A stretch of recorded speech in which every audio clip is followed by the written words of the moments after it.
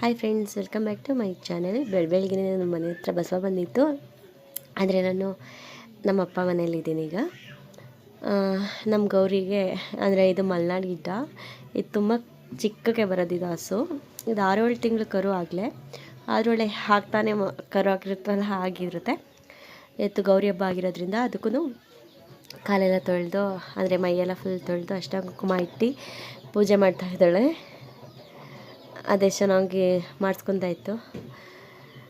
ಗೌರಿ ಹಬ್ಬ ಆಗಿರೋದ್ರಿಂದ ಹಸುಗಳೂ ಗೌರಿ ಗಂಗೆ ಅಂತೆಲ್ಲ ಕರೀತಾರಲ್ವ, ಅದಕ್ಕೋಸ್ಕರ ಇದನ್ನು ನಾವು ಗೌರಿ ಅಂತಲೇ ಕರೆಯೋದು.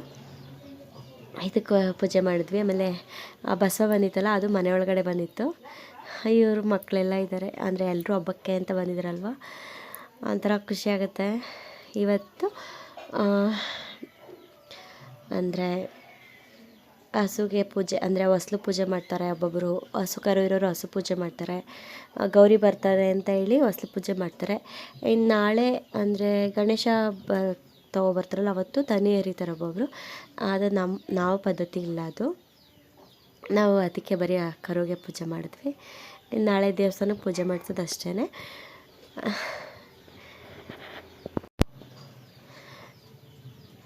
ಅದೆಷ್ಟು ಚೆನ್ನಾಗಿ ಇಟ್ಸ್ಕೊತಿದ್ದೆ, ಅದೇ ಖುಷಿ ಆಯಿತು ನನಗಂತೂ.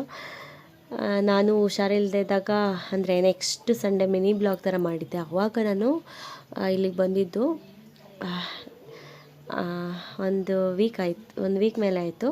10 ಡೇಸ್ ಆಯಿತು ಇವತ್ತಿಗೆ ನಾನು ಇಲ್ಲಿ ಬಂದು. ಎಲ್ಲರೂ ಬೆಳಗ್ಗೆನೇ ಸೆಟಲ್ ಕಟ್ಟಿದ್ದಾರೆ.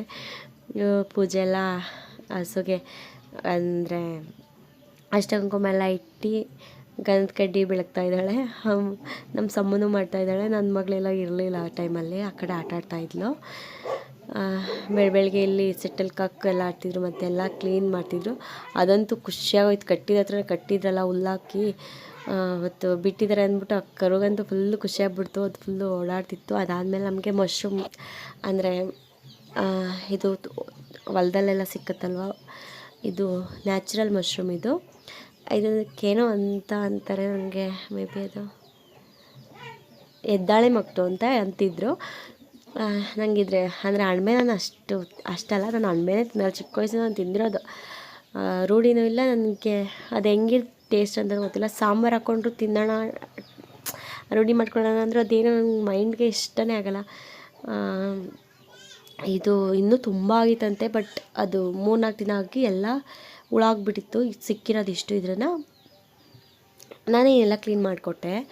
ಅಂದರೆ ಇದು ಬೇರಿರುತ್ತಲ್ವ, ಅದರಲ್ಲೂ ಹುಳ ಆಗಿರುತ್ತೆ. ನಾನು ತೋರಿಸೋದು ಅದನ್ನೆಲ್ಲ ಸೀಲ್ಬಿಟ್ಟು ನೋಡಬೇಕು, ಇಲ್ಲಾಂದರೆ ಫುಲ್ಲು ಎಲ್ಲ ಹುಳ ಆಗಿಬಿಟ್ಟಿರುತ್ತೆ. ಇಲ್ಲಿ ಇದರಲ್ಲಿ ಈಗ ತೋರಿಸ್ತೀನಿ ನೋಡಿ ಹೆಂಗೆ ಹುಳ ಬರುತ್ತೆ ಅಂತ. ಅಂದರೆ ಕ್ಯಾಮ್ರಾ ಫೋಕಸ್ ಹಾಕಿಲ್ಲ ಅಷ್ಟೇ, ಕಾಣಿಸ್ತಾ. ಆಮೇಲೆ ನಾನು ಸ್ವಲ್ಪ ದೂರ ಇದ್ದ ಮೇಲೆ ಕಾಣಿಸ್ತು. ಈ ಥರ ಎಲ್ಲ ಓಪನ್ ಮಾಡಿ ಬೆಳಕು ಚೆನ್ನಾಗಿರೋ ಹತ್ರ ಹೋಗಿ ನೋಡಬೇಕು. ಅಲ್ಲಿ ಸ್ವಲ್ಪ ಮೂವ್ಮೆಂಟ್ ಆಗುತ್ತೆ ನೋಡಿ ಹುಳದ್ದು, ಅಲ್ಲಿ ಆಗ್ತಿದೆ. ಮೇ ಬಿ ನಿಮ್ಗೆ ಗೊತ್ತಾಯ್ತು ಅನಿಸ್ತು. ಈ ನೋಡಿ ಈ ಥರ ಅಂದರೆ ಈ ಥರ ಆಫ್ ಮಾಡಿ ಸೋಸ್ಕೊತಾ ಇದ್ದೀನಿ.